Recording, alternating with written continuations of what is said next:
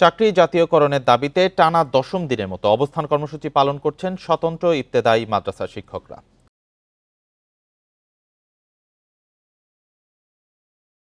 ৬ দফা নয়, চাকরি জাতীয়করণের ১ দফা দাবি তাদের।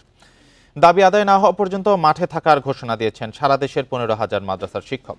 সকাল থেকেই রাজধানীর শাহবাগে অবস্থান কর্মসূচি শুরু করেন শিক্ষকরা। তারা জানান, প্রাথমিক বিদ্যালয়ের নীতিমালা মেনে শিক্ষা কার্যক্রম চালানো হলেও কোনো ইবতেদায়ী মাদ্রাসাকে জাতীয়করণ করা হয়নি।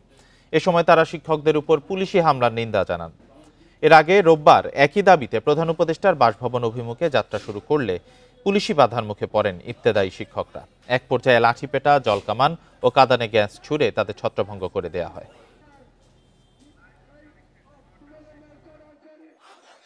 আমরা অত্যন্ত মানবতার জীবনযাপন করছি।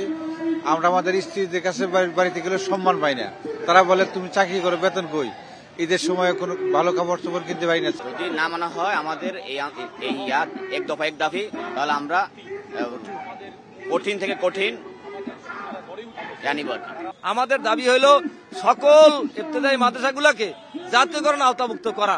সরকার মহল থেকে এখনো স্পষ্টভাবে আমাদের কোনো ঘোষণা বা কোনো কথাবার্তা আমাদের প্রতি এখনো আসে নাই। এ নিয়ে আরো জানাতে রাজধানীর শাহবাগ থেকে যোগ দিচ্ছেন সহকর্মী বুদ্ধদেব কুণ্ডু। বুদ্ধদেব কুণ্ডু, ১০ম দিনের মতো তারা অবস্থান কর্মসূচি করছেন। আজকে তাদের ১ দফা দাবি। শাহবাগের পরিস্থিতি কি দেখছেন?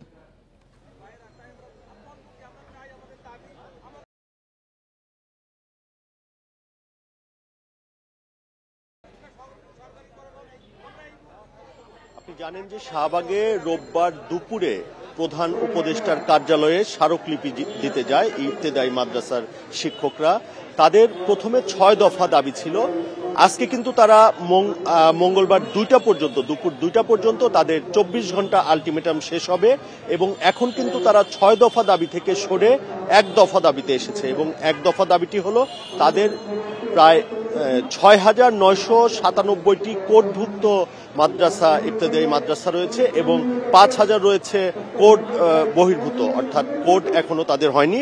প্রায় ১২,০০০ ইবতেদায়ী মাদ্রাসা, যেখানে প্রায় ৫০,০০০ শিক্ষক কর্মরত রয়েছে। কিন্তু আপনি জানেন যে প্রায় ৪০ বছর ধরে তারা অনেকে অবসরে চলে গেছে। তারা কিন্তু কোনো ধরনের এখানে বেতন ভাতা পান না। তাদের দাবি একটা, তাদেরকে প্রাথমিক বিদ্যালয়ের মতো তাদের জাতীয়করণ করে তাদের বেতন ভাতা নিশ্চিত করতে হবে।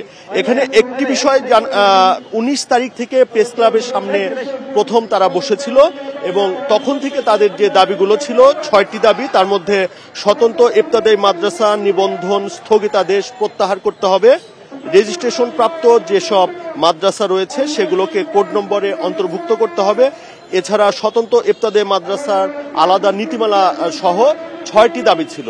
গত রোববার যখন প্রধান উপদেষ্টার কার্যালয়ে বরাবর তারা যেতে নেয় শাহবাগে, আপনি জানেন যে শাহবাগে পুলিশ তাদের উপর জল কামান এবং লাঠিচার্জ করে এবং এতে নারী শিক্ষক সহ ৬ জন মাদ্রাসার শিক্ষক আহত হয়ে ঢাকা মেডিকেলে কিন্তু চিকিৎসাধীন ছিলেন।